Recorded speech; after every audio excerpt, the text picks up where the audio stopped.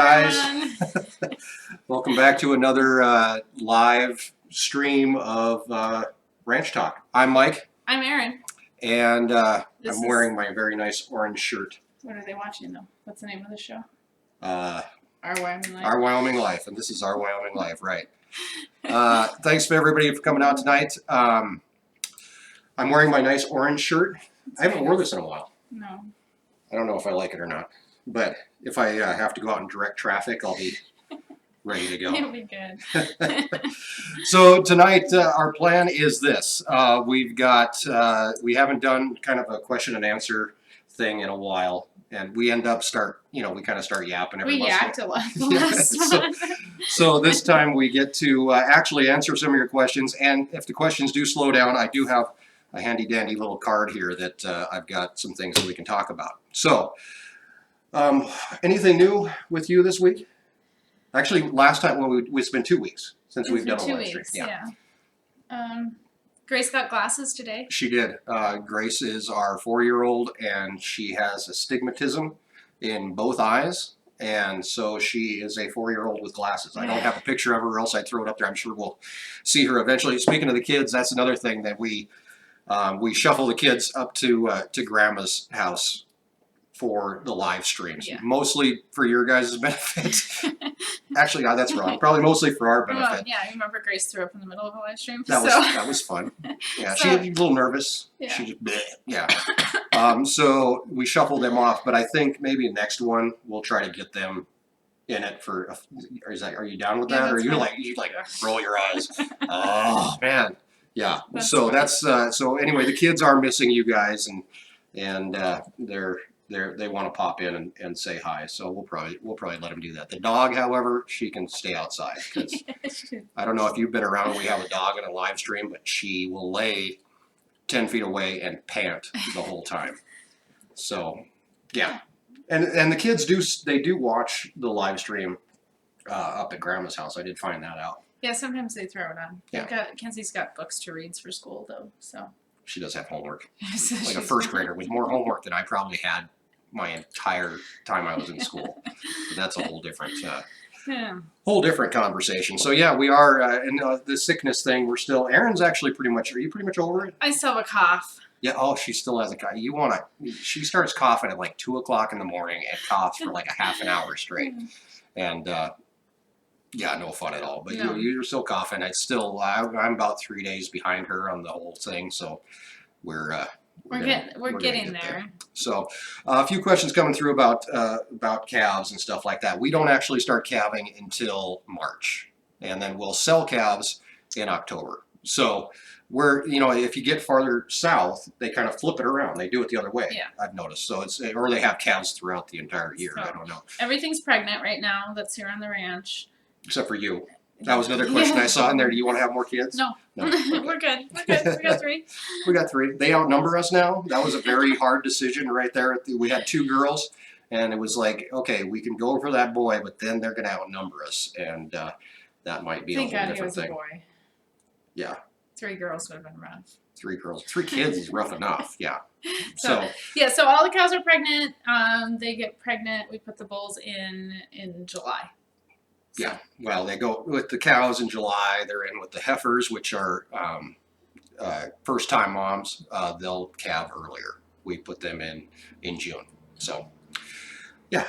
So, yeah, I mean, let's just dive right into it. We'll try to keep up with these questions. Sometimes it's a little tougher than we think it's going to be, so bear with us. If you have one of those questions that you just have to have answered, there's always that super chat button that you can hit as well. So, little plug there.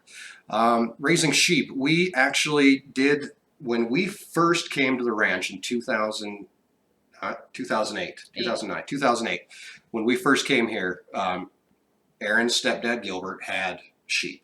And I think I kind of explained this in our end of the year video, but we used to have 3 different ranches here in this county.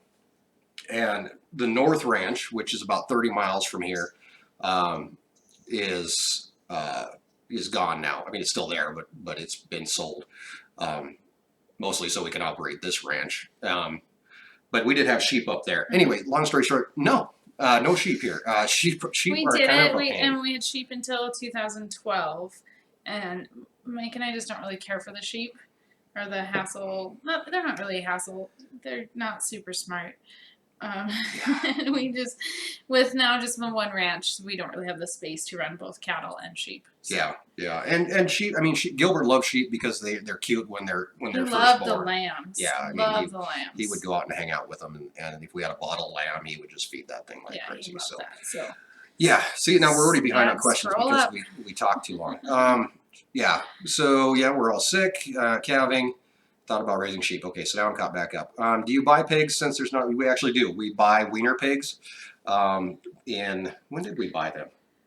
I don't know. It's during farmers market season, or July or August. Yeah, Mitch was still here, so it was like July or something like that. We buy pigs from a gal in Nebraska that raises pigs. We don't have a sow, we don't have a boar, but we do buy the wiener pigs from her, and we get them for what, like $50 a piece or something. They're super cheap. They're super cheap, and then you put a ton of money into them, feeding them up. So yeah.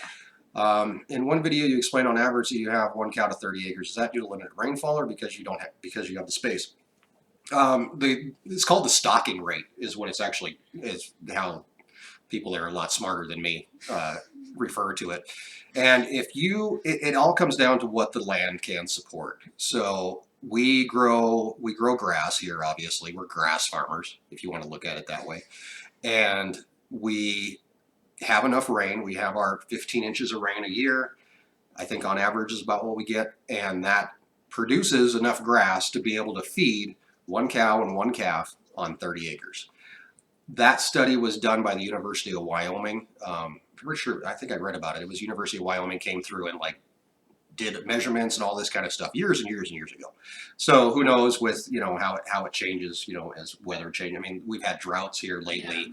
Yeah. It may have went up, may have went down, but that's basically what limits us to the amount of cows that we can have. Everybody always says, well, if the ranch isn't making money, why don't you just go get more cows? Well, that would work for a year or two, yeah. And then you're screwed because you've now beat the crap out of the land. The grass isn't going to grow back. There's tons of different issues with that. But price on pounds, I actually looked at this. I think it was like $1.60 or something like that. For steers. Yeah, for steers last week. So.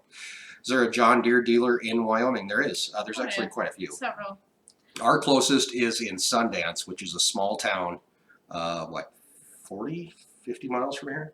Yeah, about that, 60 miles, something like that. Yeah, about an hour. So it's a smaller town, but they do have a John Deere dealership there. Still a predator problem. Actually, we have, this is kind of, I don't know if I told this story. Did I tell the story about the coyote trying to drag the antelope? No. Okay. You didn't even tell me about this. I didn't tell you about this? Oh, okay. So I'll tell you and I'll tell them. Cool. If you watch our hunting videos, when the hunters are here hunting, they shoot an antelope, they gut it out, they take the carcass and they throw it in our dump. And then what I do is come back with a tractor and put it in the dump and pile dirt on top of it. The other day I was out feeding and I saw a dog. I thought it was a dog. It turned out to be a coyote that had been over in the dump and dug up a head and a spinal column, right? Nice. So he's dragging it across the highway. Oh, nice. And then when you get on this side of the highway, it's our land on the other side of the highway. It's our land on this side of the highway. There's a woven wire fence, which has gaps in it about that big. So he's trying to get this head through this woven wire fence. And I'm sitting there watching it. And of course, I didn't have a rifle with me or anything at that point. And he's like really close to the highway. Yeah. So it's like, nah, that kind of iffy thing. So he's trying to pull this thing through. He gives up on it. He can get through this hole. Yeah. They're little. Yeah, but he couldn't get the head through the base. I think it was the horns that were actually messing him up.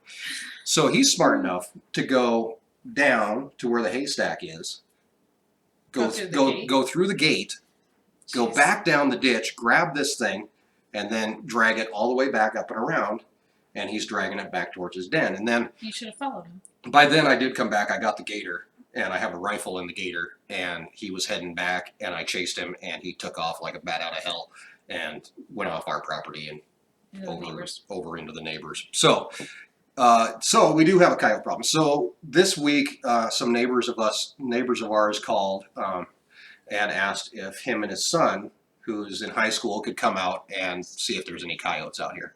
And there is. And there is. So they came out. They brought out. hunters are always funny. They brought out a new rifle, which didn't shoot straight. So because it's a new rifle, so they did have a shot on one they missed. Long story short, it was a new rifle, so it wasn't the barrel wasn't straight. Sure. Or something they need to straighten that. So yeah, there's still predators out here, of course. We haven't had any mountain lion lately. It's been a year or so since we've had any mountain lion issues. We've never seen mountain lions. We get calls from like the neighbors. Yeah, like, that there's a mountain lion. And it'll be, sometimes it's a mile away, sometimes it's a quarter mile away, but we haven't seen a mountain lion on our property.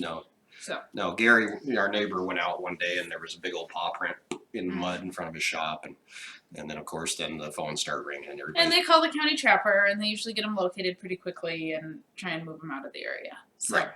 Right. Okay. What So else? moving along. Predator problem. Do you sell your calves at weaning? We actually what they call truck wean. The calves come off the moms and they're right onto the truck, so they are down and down the road. Yeah. I'm doing pretty good for having this cold. I'm kind of doped up on.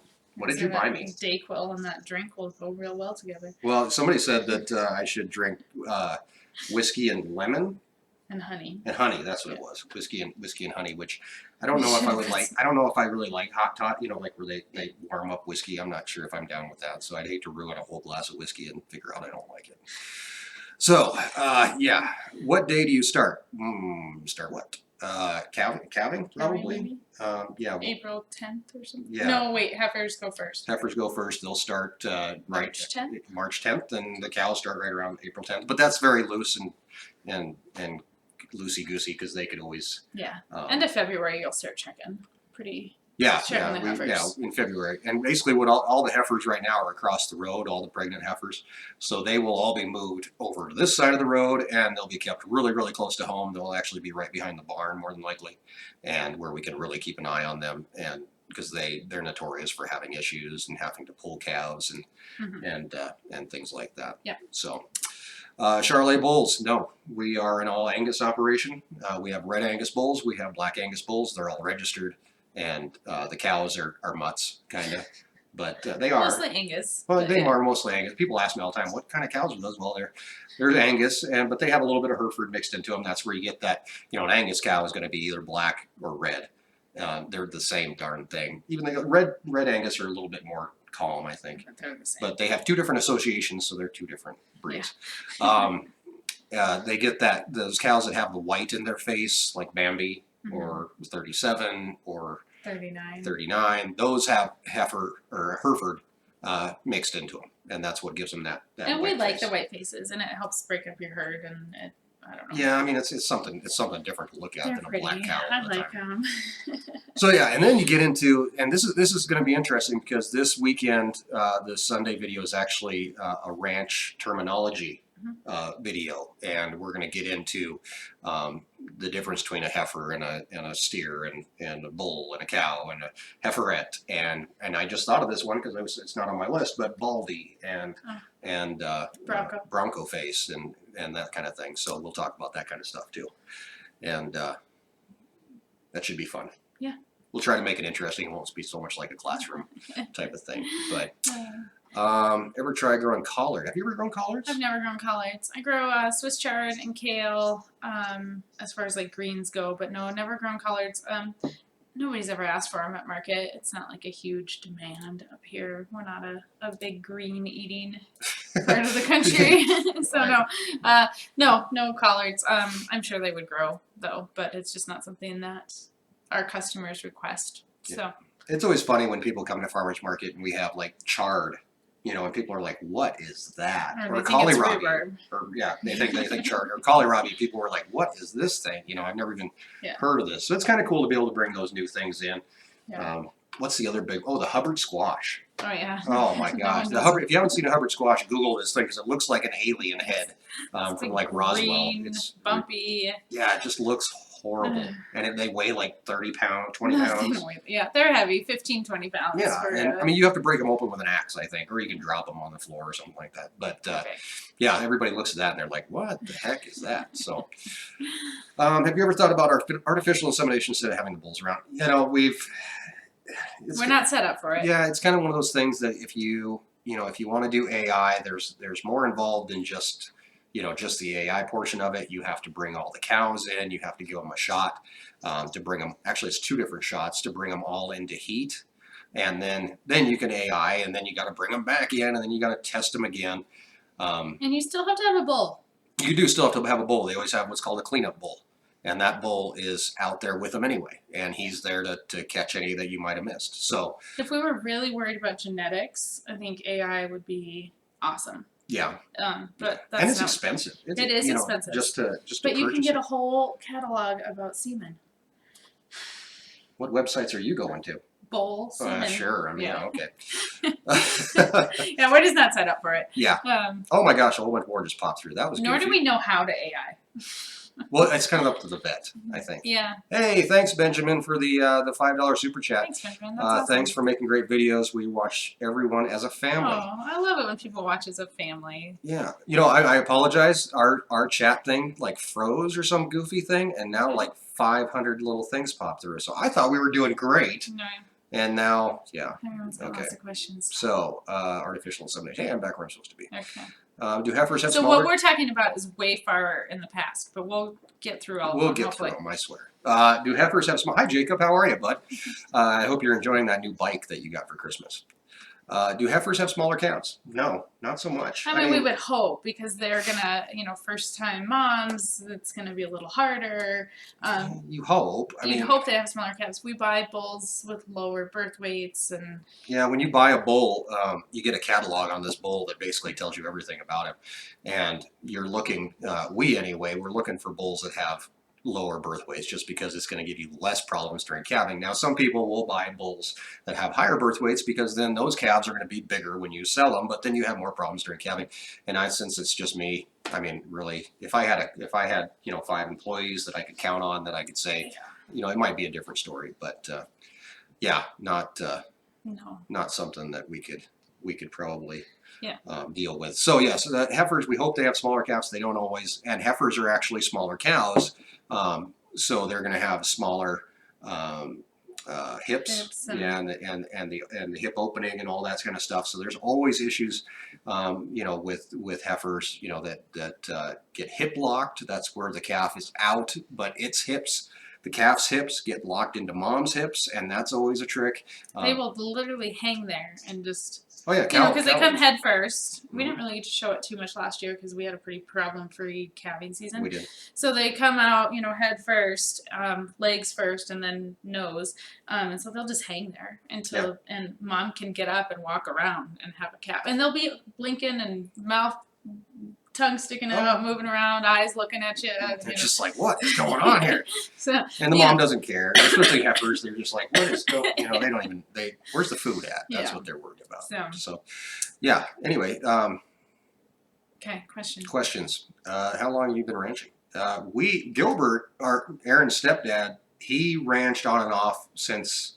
Well, he was born in 1929, and he lived on his family ranch here, where his dad ranched. I don't know when they came here and when they homesteaded, which I'm pretty sure they homesteaded, but I'm not sure. My mom. I don't remember. So Gilbert ranched on it, but for us, long story short, and we'll give you a really quick story here. We came to the ranch in 2008 after working I worked for almost 20 years in radio. Erin worked in radio sales. That's where we met. Her stepdad started, his health was starting to fail, and they needed help on the ranch. So we decided to cash in our 401ks, so to speak. We didn't even have a 401k. What are you talking about? We cashed in our, what did we cash? We didn't cash in a damn thing. No, we cut on our lease, and here's what we did. We called our landlord and said, hey, and we quit our jobs and came here and really didn't know what the heck we were doing for years and years and years, and still kind of don't. So yeah, still considering buying a new pickup. I was actually we were just talking about this. Maybe, I don't know. It's the pickup that I have is a F350. It's a gasser. We're looking at kind of getting a diesel, but it all comes down to probably not till next year. Maybe next year. Hopefully, calf prices go up. Yeah, exactly. Any plans for a better tool to unroll the hay? I can't quite quit thinking about the spool that keeps breaking. That's Jennifer Nelson. I don't remember where she's from. I can't remember. I vaguely remember you saying it, but Yeah. a better, what will be nice is I actually saw, and I can't remember the name of the company, but they make a deal that goes on the front of the tractor, and it's basically a bale processor that goes on the front of the tractor. So you go pick up a bale, and then it has like augers in there, and it grinds that bale up, and then you're able to lay it out. That would be ideal. Darn thing costs like $8,000. That's a lot. So unless they're gonna send me one to test, and then I can accidentally forget to send it back, yeah, probably not gonna happen right now. Yeah, it breaks, but it's simple. a super inexpensive piece of equipment that we've had for years, and Mike can fix it. It's nothing. I mean, it's some hydraulic hoses and the spears and stuff. I mean, it's a very simple piece of equipment that does what it needs to do. Yeah. It just breaks. Yeah, it does. Maybe you'll work on. You need a new spear, kind of. I kind of need a new everything, but yeah. I mean, it still works. It still works, and it's one of those things that when you unroll the hay like we do, there is waste, obviously. They make bale feeders that you can put stuff in, and that is a whole different deal. But there's always waste in hay, and ideally, what I would like to do is bunk feed, where you actually have troughs that you put the hay in. They can't crap on it. They can't, they can't do anything with it. They eat it. That's it. But again, we're not set up for that. Exactly, So. and we're kind of stuck with what we have. I mean, what we're given. I mean, that's kind of. And to make even small changes like that costs thousands of dollars. Right. And it not just changes, okay, well, we're going to bunk feed. It changes the equipment that we need in order to bunk feed. And it's not just buying bunks. It's buying a whole another set of hay feeding equipment, which is expensive. Yeah. So. Very true.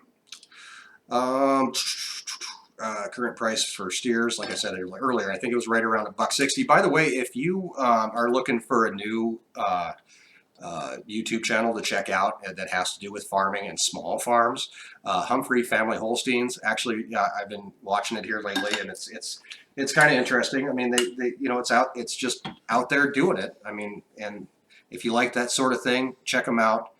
Subscribe to them. They're really good people. So yeah. I actually jumped on there not too long ago. We were talking about cake and the cake controversy thing. So how do you get rid of pink eye? There's a couple different puffers. They do make little pink eye puffers if you can get close enough to a cow to puff them in the eye. And it just shoots some powder. It's like a baby powder. Yeah. Like if you've ever baby powdered a kid's butt, kind of the same thing, little tube.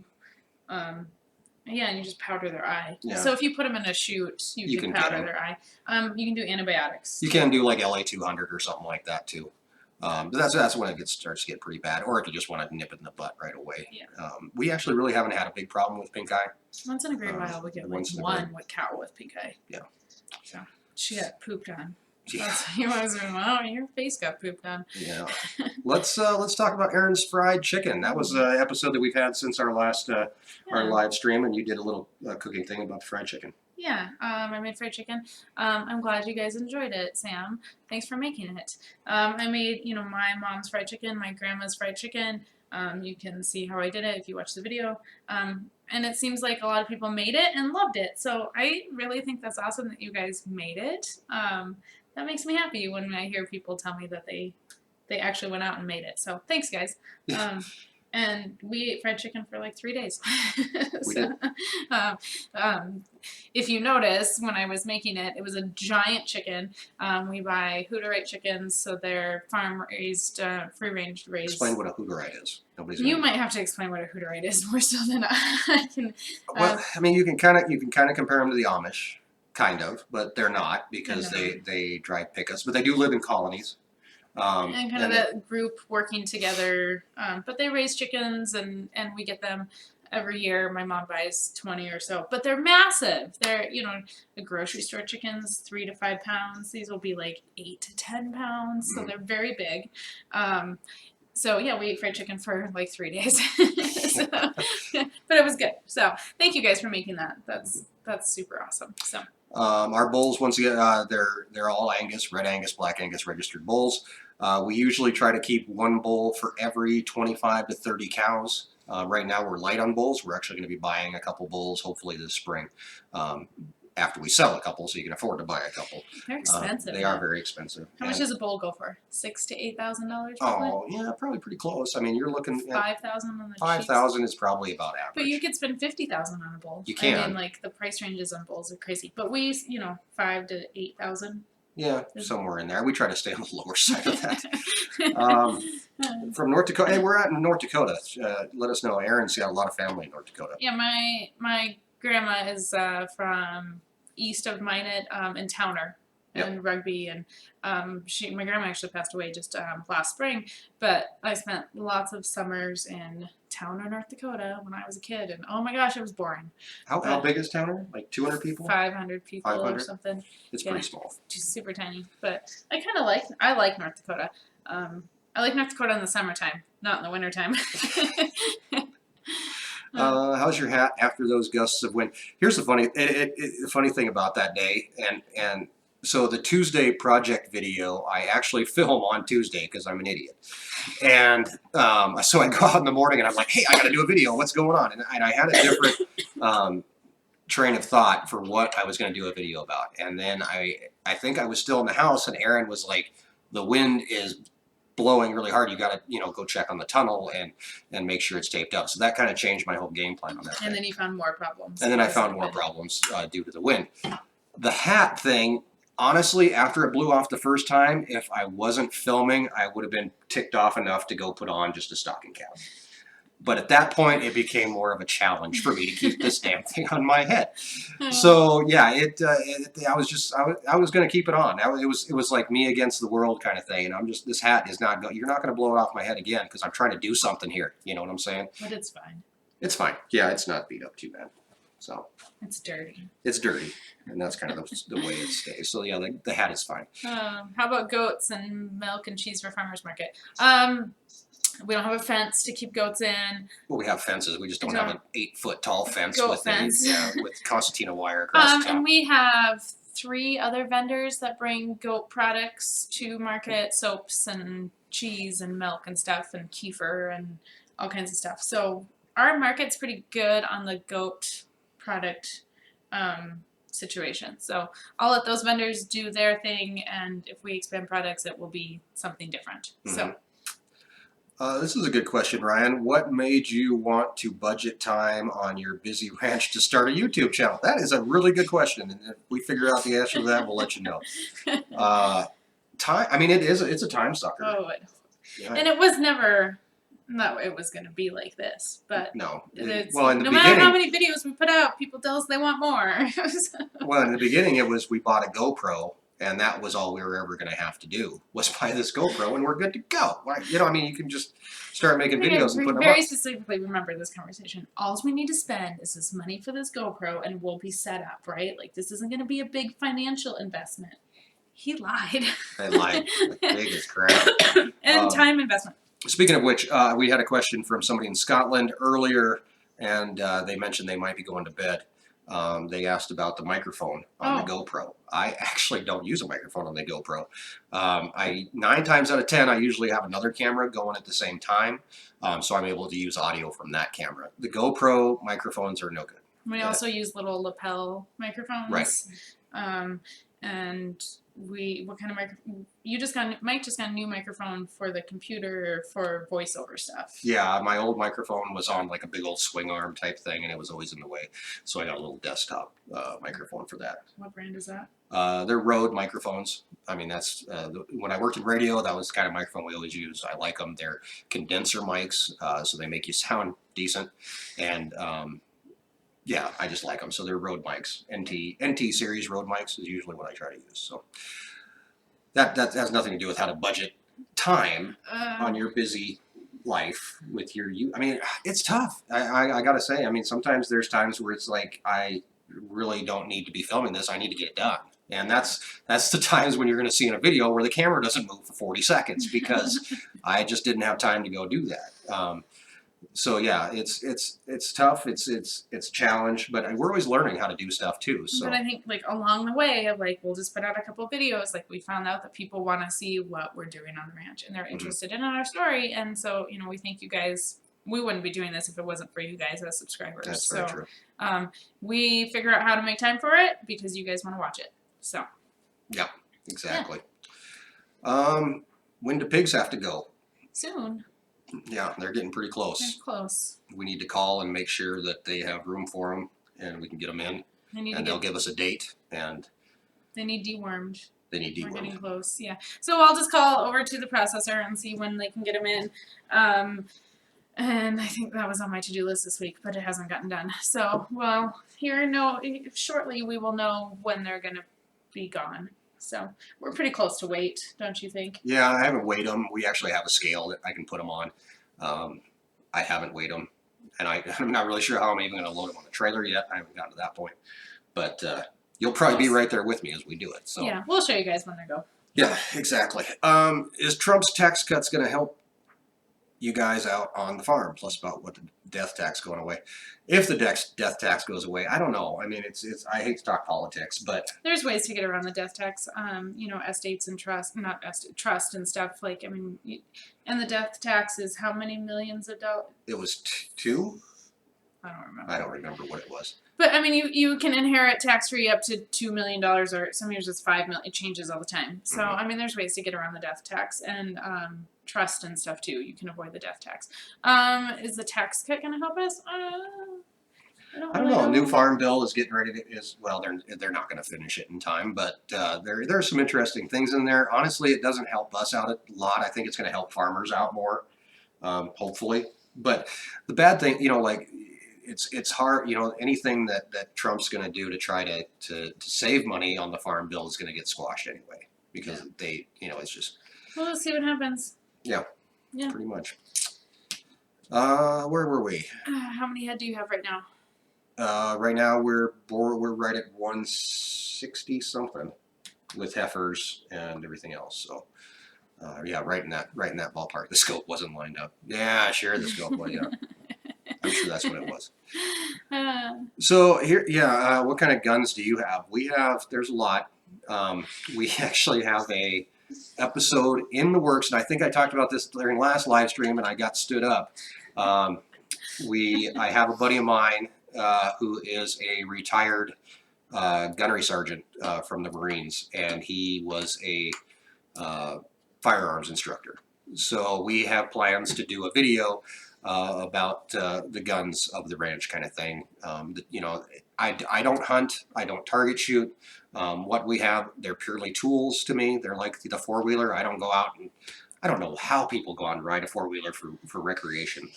I still don't understand that. But it's kind of the same thing. It's one of those things where they're a tool, and I thought that John could come out, or Sergeant Means, whatever you want to call it, John, could come Sorry, out John. and take us through some of that stuff. We still got that planned. It's just a matter of working out the logistics with him. We'd like to have some cows on our 6-ish acres of pasture. Any advice? Small scale. I told somebody. No, go ahead. First question: can 6 acres support a cow in your area? I mean, you can run a cow you can run a cow in a corral if you're going to feed it, if you're okay with that situation. So Right. Visit your local extension office.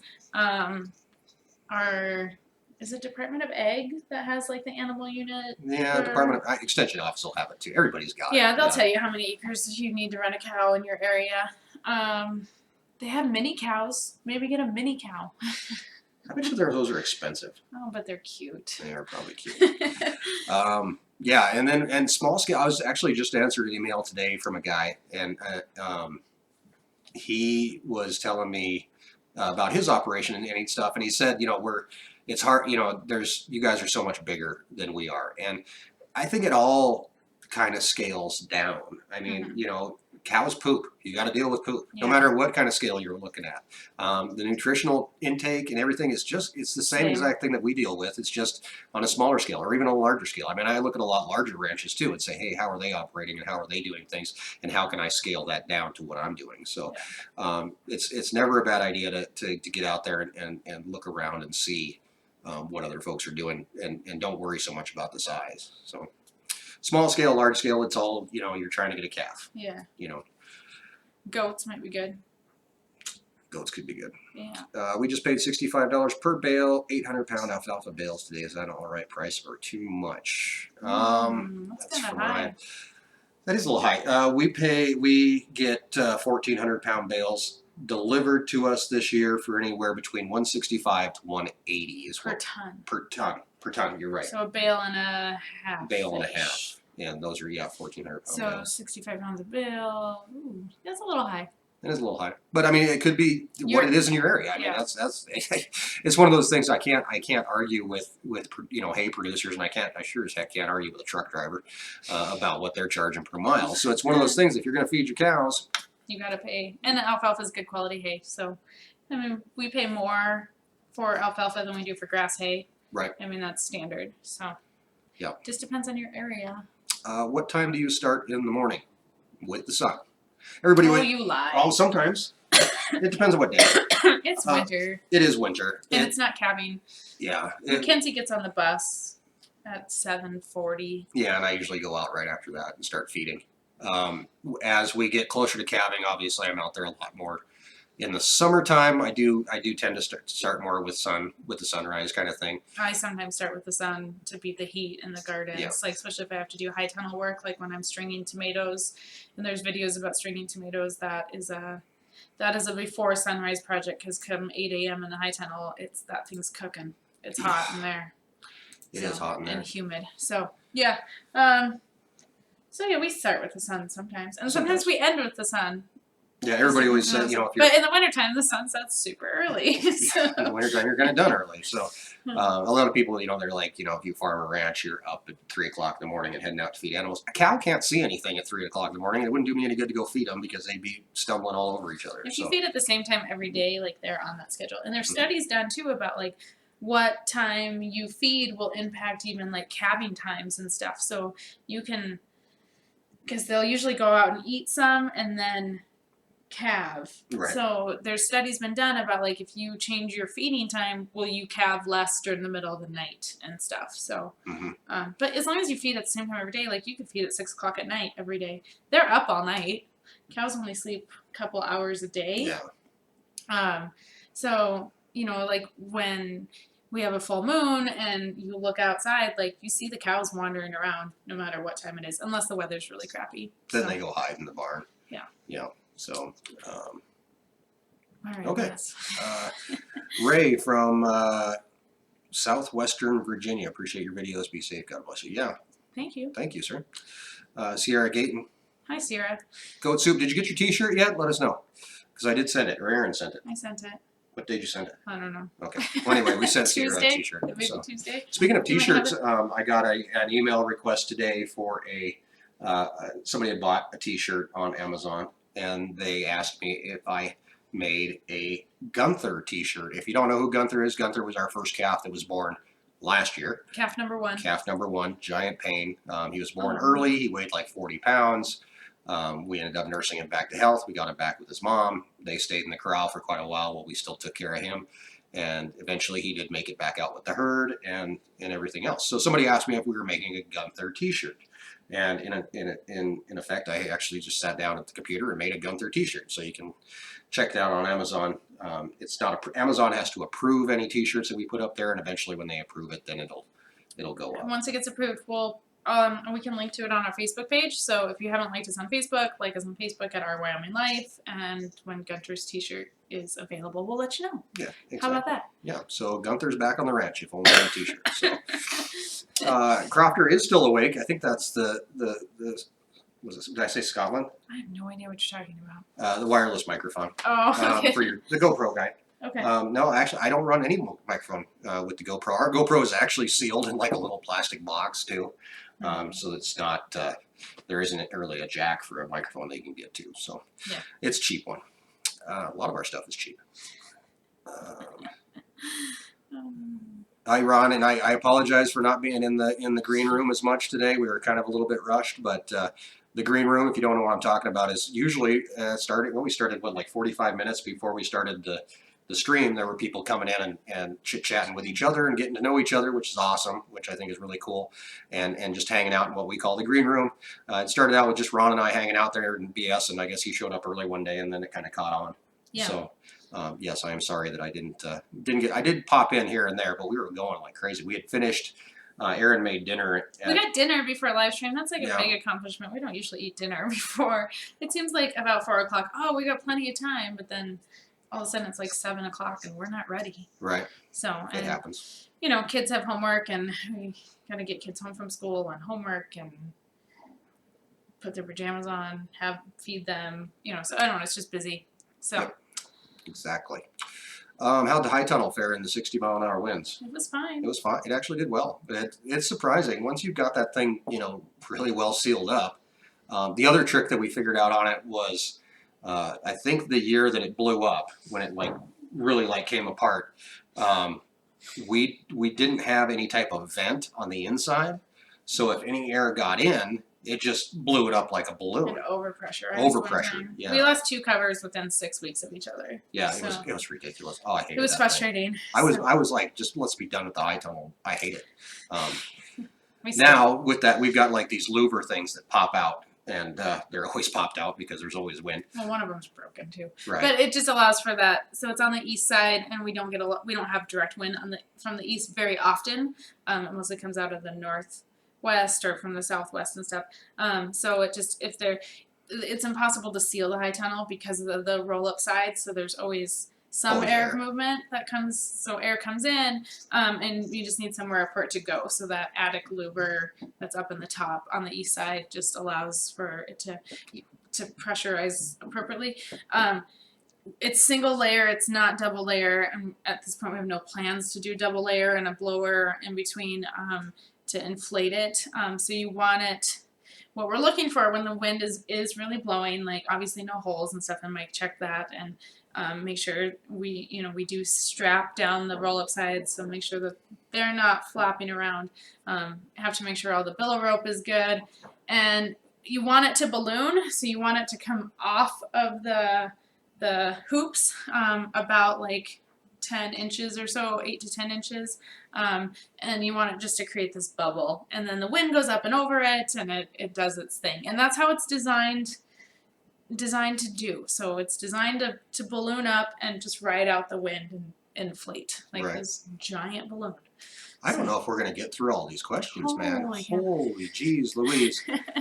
All right, let's keep going. I got to go back. Hey, we got another $5 super chat. Love the vids. Question for you guys. And this is from Sleepy35758. Yeah, that reminds me. Everybody's always like, you got to do the radio voice thing. Remind me, and I'll do it. I'll do it today if you guys remind me. Are you guys ever able to take a day off? If so, do you have neighbors to do your daily chores, or how does that work? Yeah, we have really good neighbors. When we first came here, we didn't know any of our neighbors. In fact, our neighbor to the south, I knew who he was, but actually I saw him out checking fence one day, and I went over and just started talking to him, and him and I became really good friends. We made good friends with neighbors down the road. Yeah, they're there for us. It's kind of cool. Like here's a good example on the windy day last Tuesday on the project video. When I went to put that fence back up, I realized I didn't have long enough lag bolts. So I was able to call Gary, who lives about a half a mile down the road, and I said, hey, you have any lag bolts in your shop? And he said, yeah, I'm sure I do somewhere. Just go down and look. And I've got a key for his shop. So I went down and dug around until I was able to find lag bolts, which I need to go buy him some lag bolts. But yeah, I mean, that's the good thing. So if we take off, which is very rarely, we usually take one vacation a year, and it usually lasts, 3 or 4 days. We went to Yellowstone for 5 days. That was a long one. Yeah. We usually do that end of June. Middle of June-ish. After branding. Sometimes before branding.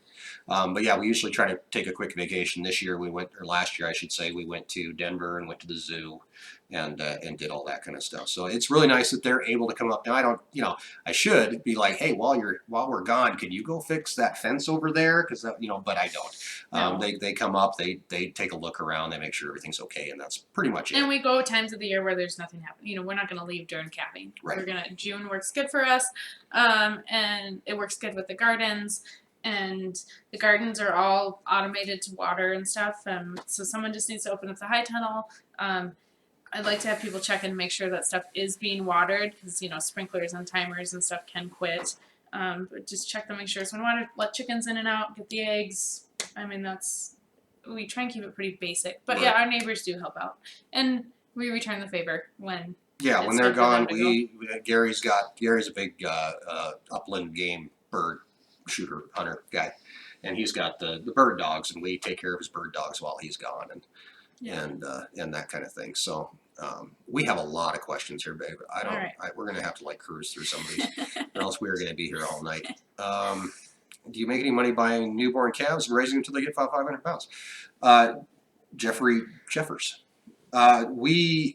So I think you're talking about buying like bottle calves, bum calves, and then raising them. There are people that do that. I mean, I've sold bum calves to people for a couple $100 because by the time that we raise them, it all depends on how much milk replacer costs in your area, how much milk replacer you're going to give them, when you're going to wean them off a milk replacer and put them on something like creep. And if you have a milk cow and you're not milking, you can throw, a Jersey, you can throw a couple Angus calves on, or, whatever. So it just depends on how you're going to do it. Some people do it and make money. Mm-hmm. I don't know that you're going to make a ton of money, and it's a lot of work. It is a lot of work. Like we get excited when we get bottle calves down to 2 morning and nighttime feeding, because, they're like newborns, it's every 4 to 6 hours or so to start out with. So. Yeah, exactly. This is a little rough. We need somebody to just sit here and go through questions for us and be like, hey, answer this one. How do you all survive the winter? My wife and I live in South Georgia. We've got around 6 inches of snow. Somebody did ask about the weather. So we're used to snow. So when it snows, the city doesn't shut down. Schools don't cancel. Our kids will go outside and play at recess until it's below 0. They don't cancel school here. No, they don't even cancel recess. We're expected to send coats and hats and snow pants and stuff. They will go outside as long as the temperature is 1 degree. Yeah. If it's below 0, I think they'll cancel. Stay inside. But they won't cancel school. They just get to stay inside the school. Kenzie didn't have. She only had 1 recess today. The wind chill was below 0 today. So if the wind chill's below 0, they will not let them go outside. Yep. But yeah, we just are used to it. I don't know. It's just we have snow, so you get acclimated. It was funny. Last week we got 45 degrees. And it hit 50, I think. I was at Walmart and there was people with nobody had a coat on, and if people did have coats, we had sweatshirts. Yeah. Because if it hits 50 degrees for us in December or January. Well, you see those crazy people that put on shorts. And I saw shorts, but literally no one at Walmart had a coat on heavier than a sweatshirt. To us, it's like Florida. We were all happy. It's 50 degrees. I saw this back here, and it's came up a couple times, so launch this one. How did you guys meet? How did we meet? We just worked together. Mike was a DJ. I sold advertising. Yeah. We actually went out after work. DJs really didn't hang out with salespeople. There's kind of like this whole, DJs don't like salespeople, and salespeople really don't like DJs. If you ever worked in radio, you know how that goes. But a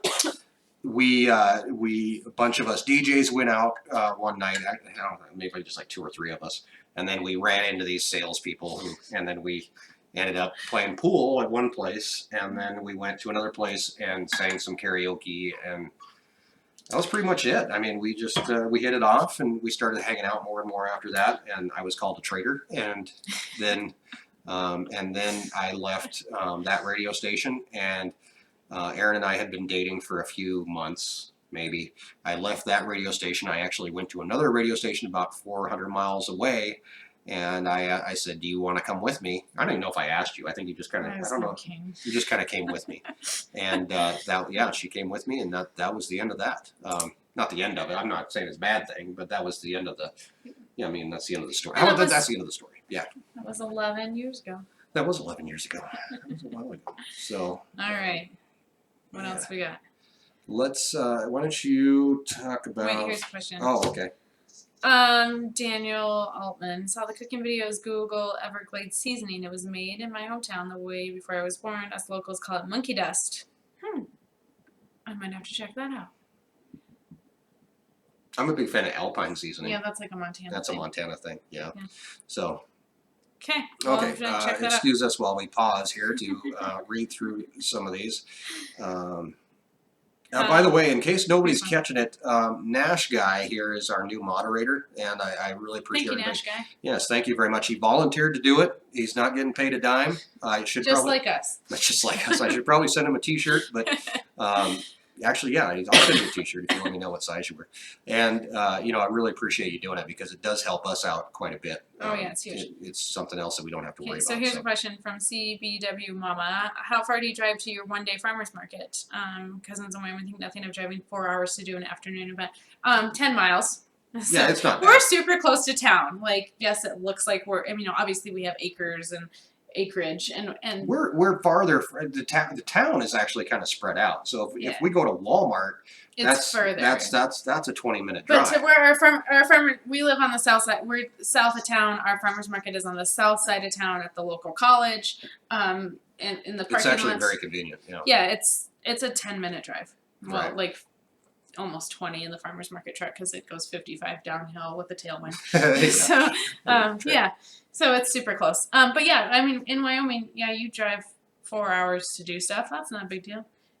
Right. We go 2 hours to go to Casper, to go to the mall, to go to Sam's Club. That's an Yeah. exciting day for us. Yeah, we'll go to Casper. There was one, and I spaced it and lost it. The drone for ag use. So the drone that I use is a DJI drone.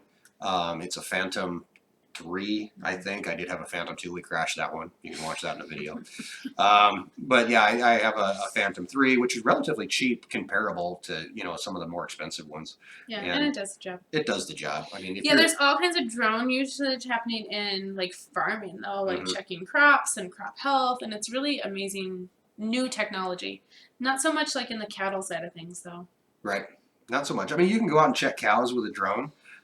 You could check, to see who's calving and stuff like that, but it'd be pretty hard to tell. You could find we don't have a lot of like rocky or steep terrain or anything, but I imagine in like areas that are hard to get into, cows can still get into them. Yeah, you could true. look for a lost cow.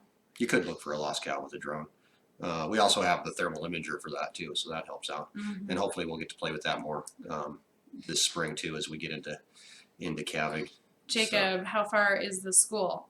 Mackenzie School is again on the south side of town because we do like neighborhood elementaries in Gillette. So again, like 10 minutes to school.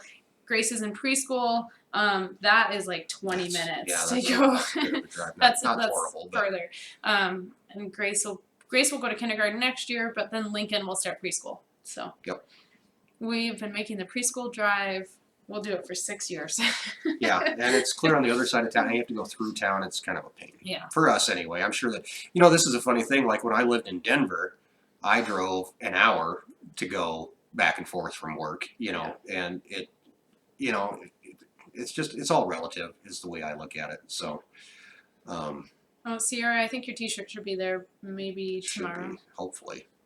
If it's not, let us know. If you don't get it by Monday, I'd say it got lost. Yeah, exactly. Exactly. One of the cool things that I like about doing this, we're up to, oh my gosh, we only have like 7 minutes left. One of the cool things I like about doing this is like it brings together so many different types of people, and we get to talk to people that we would never talk to in our lifetime. And one of the people that we talk to, and if you haven't heard of her, is Liv Brywood. She is an author, and we actually bought some of her books and gave them to my mom. Yeah. And because I have them. you have them. I have you them. have them. I haven't read them yet, but I do have them. Yeah, exactly. I mean, it's just cool. I love it. It's Liv comments a lot on Facebook. So. Yeah. Hi there. Okay, so let me. Oh my gosh, you guys. We love the questions. They are awesome, good. and I feel really bad too when I can't get to all of them. I feel horrible. I want to come work on the ranch for free. We get a lot of offers where people want. We got one today that somebody said they wanted to come and work. I think for a week and just experience it and that kind of thing. Could be something we do somewhere down the road. I don't know. Logistically how it works. Currently doing. I mean, we appreciate your guys' offers. Yeah, I mean it's really cool. I just don't know how to do it. I mean, so we had Mitch working here for this last summer. And all he did for a month was clean the chicken house because that's all he knew how to. I mean, I feel bad. I hate to have somebody come do that. So, what branch of the military? What branch of the service were you in? I was in the Air Force for 4 years. Okay. Do you guys go to church on Sunday? We should. We should. We don't. Our kids go to Catholic preschool. Does that count? Yeah, but it doesn't rub off on you. It's not like she brings it home. It helps her. No, we used to go to church quite a bit. We had kids. We tried going to church, and not that the kids are an excuse. We obviously use them as an excuse to not go to church. It's really hard to go to church during calving season. We just got really bad about going. And now that the kids are older, it's definitely something we need to do, except for during calving season. Well, or I could go by myself. Right. Well, with the kids. I mean, it's weird, like how even like holidays and stuff, like usually we're calving on Easter, and how many times has Easter been screwed up? Oh yeah, I try and make like Easter dinner and like. Yeah, it's like I'm out in the field.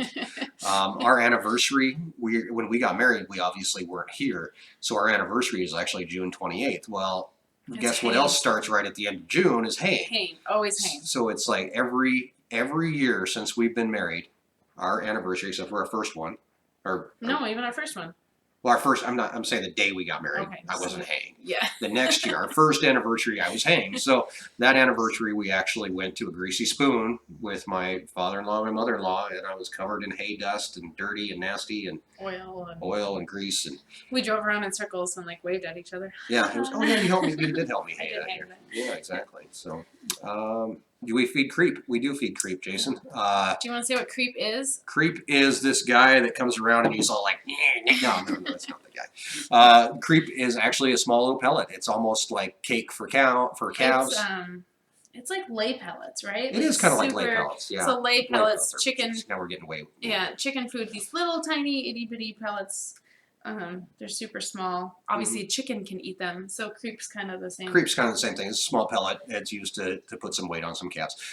We bought a creep feeder from our neighbor actually this fall, or late summer.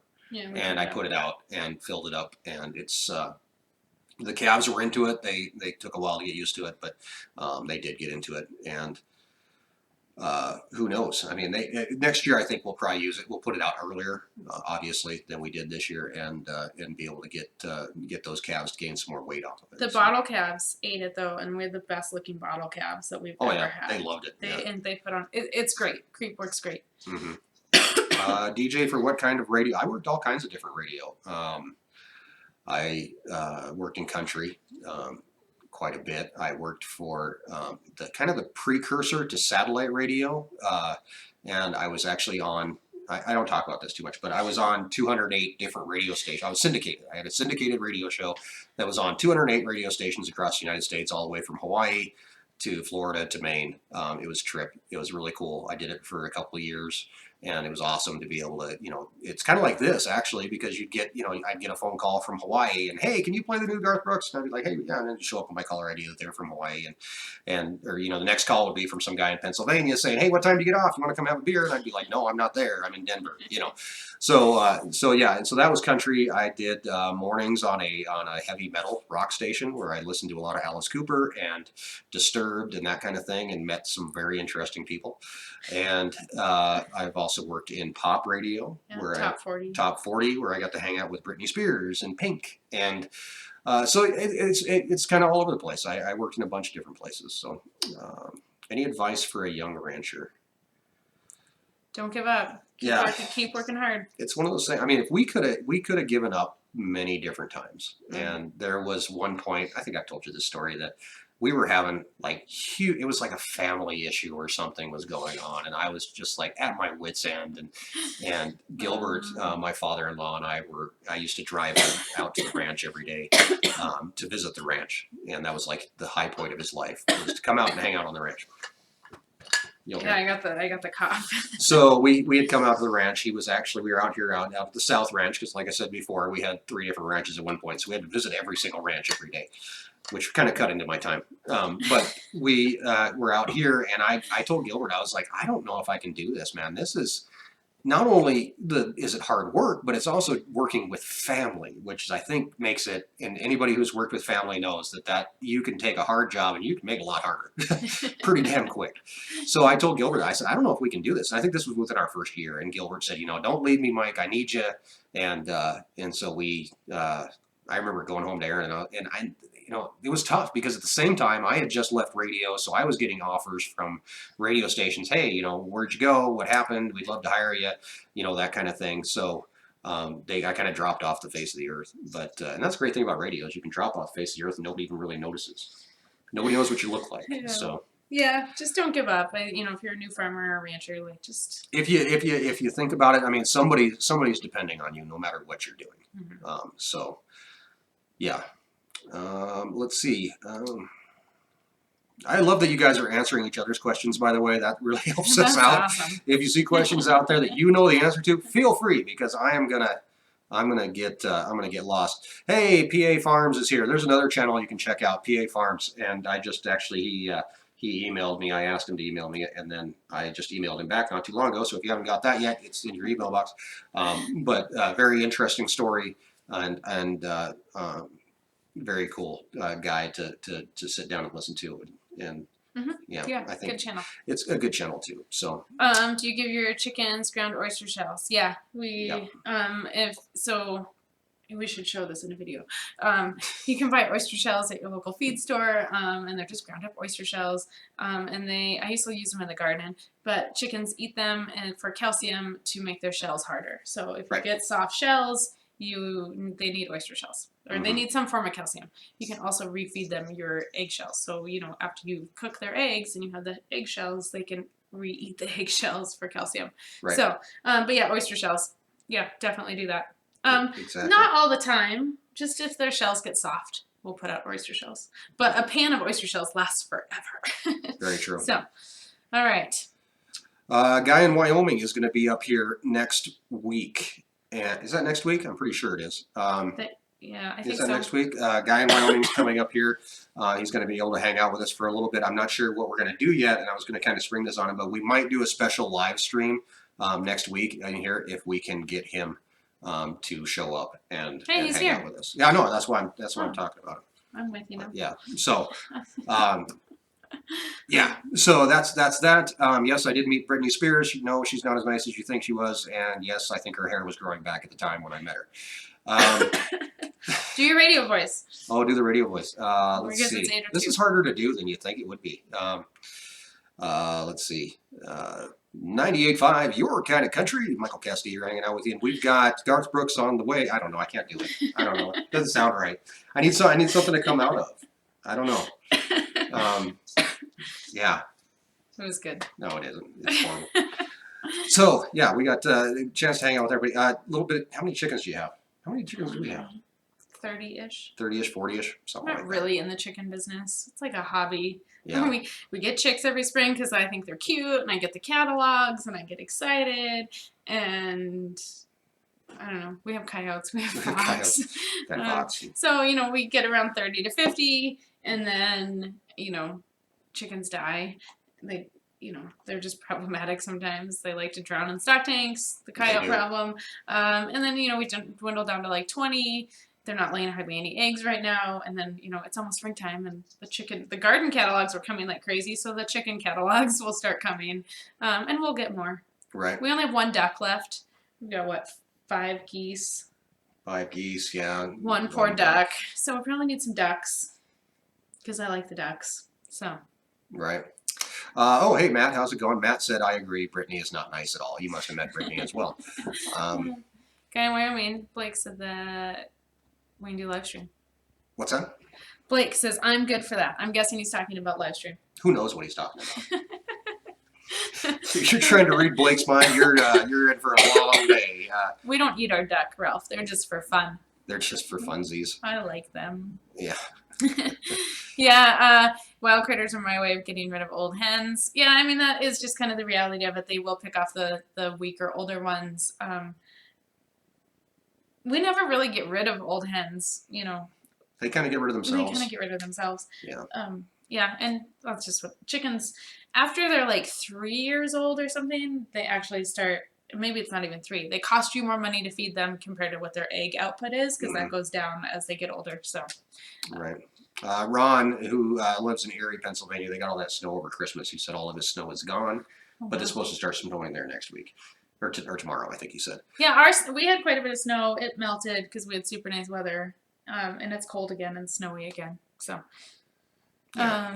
You know what? Let's go a little bit longer. I don't care. If everybody's down with us not ducking out yet, I still got something left in here. I got no more ice, but Snow actually last week for us we hit like 50 degrees, and now That's now nice. there's snow everywhere again. It hit again. So you get nervous when you get close to calving season.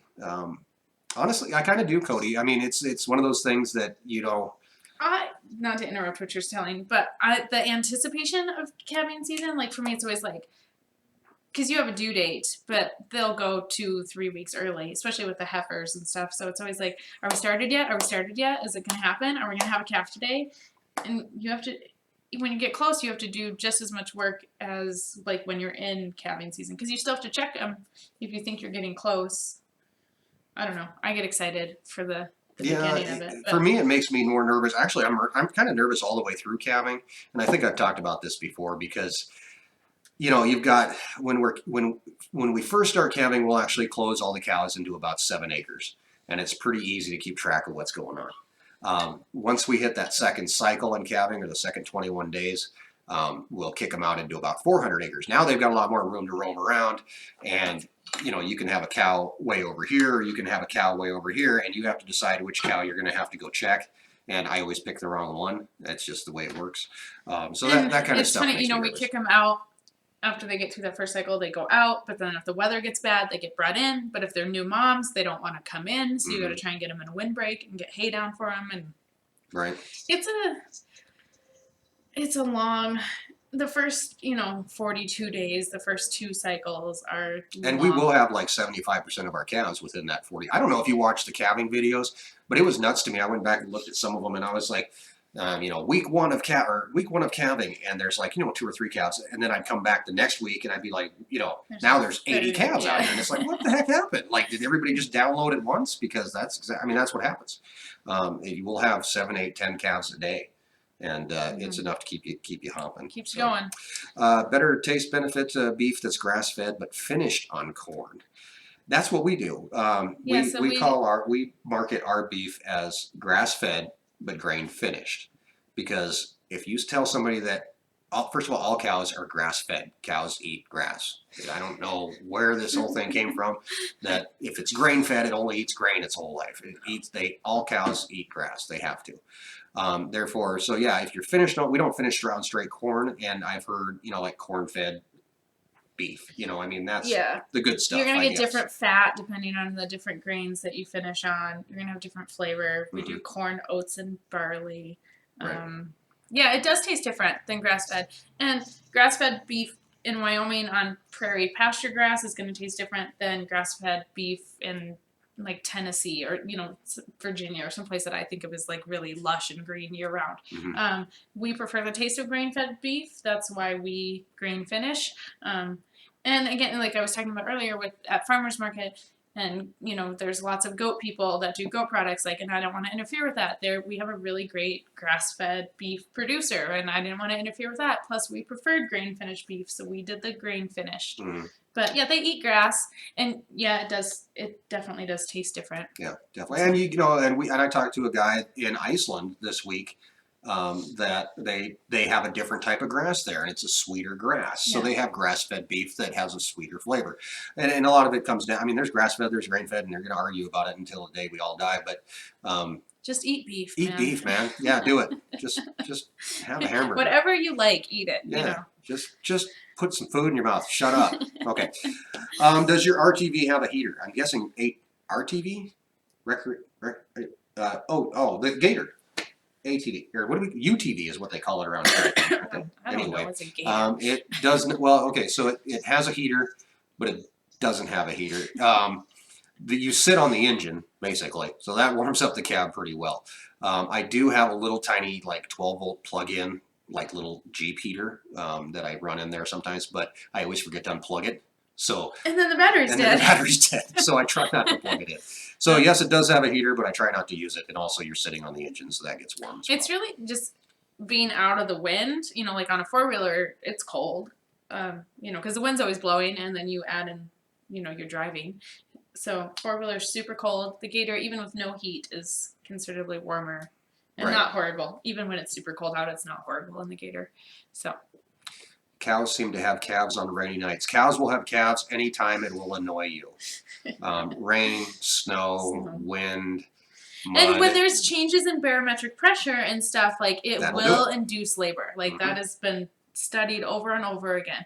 You get a big change in weather, up or down, you're gonna have a busy night. Right. Yeah. I mean, it just and they'll cows will go, out in the mud and have a calf or whatever In a pond. in a When they have pond. it in the pond, that's Yeah, always have one awesome. in a pond. So it's just one of those things. But I have the feeling that we could do this all night. Yeah. We And our have kids do need to go to bed. we did an AMA on Reddit that lasted for 12 hours. So we are going to cut this short tonight. We are coming up on 10,000 subscribers. I want to thank you guys all for that. We just hit 9,300.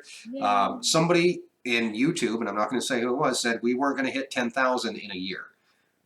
We have until the 22nd of January. We Yeah. have 11 more days to get 700 subs. So share, like, and subscribe. Yes, do all the things because it not only does it help you out, it helps us out as well, and it brings more videos to you, and it enables us to make more videos as well. So it's hard to read and talk at the same time. I'm having trouble with this today. And look at the camera. And look up, not up, at this. down. There is a laptop right here. That's what we There hear. is. There's a hidden laptop. So we're going to call it a night. Make sure that you subscribe if you like what you see. We've got lots of cool stuff coming up. Like I said, this weekend, Sunday's video is going to be a ranch terminology video. We're going to talk about why I call what and why it's called that. Erin's got a video coming out next week that she has no clue. No, I know what I'm going to do. Oh, she does. I do know. It's time to start seeds in the basement. Oh, really? Not summer crops. We are going to start a bunch of winter crops for the high tunnel. Lettuce, broccoli, kale, whatever else I scrounge up. But Selenova lettuce will be started, and broccoli and kale. So we're going to get some seedlings going in the basement, which I'm excited about. This is one of my favorite times of the year is when we get to start planting. Yep, so exactly. Humphrey Family Holstein is 20. We have 29 subscribers, and that's cool to me, man. You got to start somewhere, brother. I mean, that's the way it works. I mean, we just got dumb luck. I mean, honestly, if you think about it. But Facebook, Instagram, check us out there. Patreon, if you're so inclined, you can check us out there. And I'm kind of bad about Patreon, but you can get stickers and T-shirts and all that kind of stuff through Patreon too. And we can send those out to you. Sierra, your T-shirt is on the way. We also did get our post office box set up. If you would like to send your Christmas card, you're more than welcome. We're going to post that in the comments as well. Our address is it's P.O. Box 667. Not the devil's number, but pretty darn close. And that's in Gillette 82717. So you can get your Christmas. I actually had people send me emails that were like, I got a picture of a Christmas card. Here's the Christmas card we were going to send you guys. Can you talk about the magazine yet? I'm guessing we haven't seen it, but we can. Yeah. It's out. So John Deere. Did you email her today? No, I did not. John Deere has their own magazine. It's called The Furrow, and it's about. It's not about John Deere crap, which is actually surprising to me because I thought it was, and it's not. It's about ranching and farming. The ads are about John Deere. Well, of course. So we were featured in the Furrow magazine. In the January issue, and there's a nice little 2 or 3 page article about us. 3 pages, lots of pictures about filming the ranch and the YouTube channel. Yeah, lots of pictures, and it was a lot of fun. They came out. They were here quite a while ago. And in fact, when they talk about us in the video, they say that we had like 3,000, or when they talk about us in the article, they say that we had like 3,000 subscribers, that kind of thing. Yeah. So that was a lot of fun, though. They came out, they took pictures, they wrote an article, and now it's out. And if you can get a hold of it, you can check it out. It'll actually be, they have a website as well, too. Yeah, once the digital version is out, I checked yesterday and it wasn't up yet on the Furrow's website, but once the digital thing is out, we will share it on Facebook. So like us on Facebook. Yeah, we'll share it there once that's out, and hopefully, cross your fingers, that John Deere shares it on Facebook as well. That would be really cool. That'd be awesome. That would be awesome. So, anniversary video, please, for 1 year. That's we're going way over here. Wrap it up. Wrap it up. Anniversary video. Good idea, Cody. Thanks. We might feed the cows again. And Erin talked about that. Our very first video was feeding the cows. She said, "Why don't we just remake the first video and make it totally different?" Much better because we know you know what you're doing. Not really, but yeah. But anyway, I want to thank everybody for coming out tonight and hanging out with us. Subscribe, like, comment, and do all the things that make everybody push all the buttons. If there's a button, push it. And we will be back on Sunday morning, 7 a.m. with our ranch terminology video, which should be hopefully a lot of fun and not too much like a classroom. I'm going to try. It's kind of tough. Like I think about it, it's like ranch terminology. It's like, how am I going to do this? You But should stand in front of the whiteboard with a laser pointer. I could, and have a little cap and gown on, and be like, "Hey, Yeah. all right." Everybody, say thank you to Nash Guy for moderating for us tonight. That was awesome. And Guy in Wyoming. And Guy in Wyoming is here as well, and hopefully you'll see more from us with Guy in Wyoming. We're going to be doing some stuff together as well. So Thank you, guys. there we go. Good night. All right, thanks, guys. Have a great night, and we will see you on Sunday. Until then, have a great week, and thanks for joining us in our Wyoming Life.